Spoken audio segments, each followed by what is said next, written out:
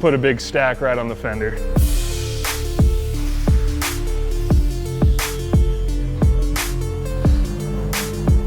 Not much space, is there?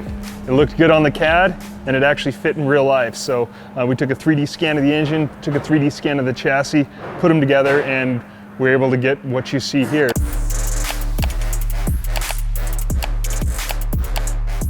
We didn't have to remove a lot of the frame rails, but we did remove the complete firewall and the transmission tunnel.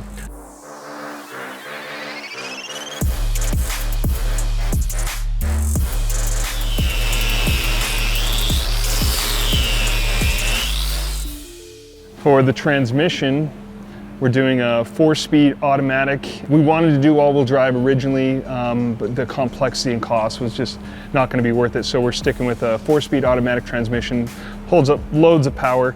We're doing a Winner's quick change rear end, so we can fine-tune the gear ratio on the mountain pretty easily. And it's going to be a little bit more important to fine-tune the gear ratio with only having 4 speeds. So a diesel engine that doesn't rev that high, only 4 speeds on a race car, it's going to be a tough combination. But the transmission, the drive shaft, and the rear end will go in a factory rear subframe. A company called Sickie makes a conversion kit, mainly for like the drift guys, but should be able to hold 1,000 foot-pounds of torque.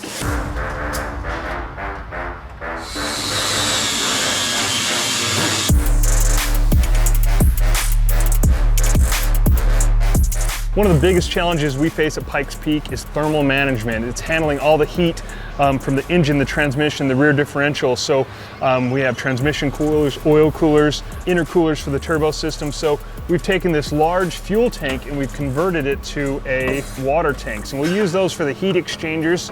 So we can use water that we're gonna be able to load in from each side. So we'll put water and ice down here. We have this option on both sides, and we'll use frozen water to then exchange heat off the engine, transmission, oil, and the intercooler. So hopefully it's gonna give us enough headroom to run full power all the way to the summit. We're asking quite a bit. You cannot rely on air at Pikes Peak. The air is so thin. So using that to put across your coolers is very ineffective. So using the water is going to greatly improve our chances of success on the cooling package side of things.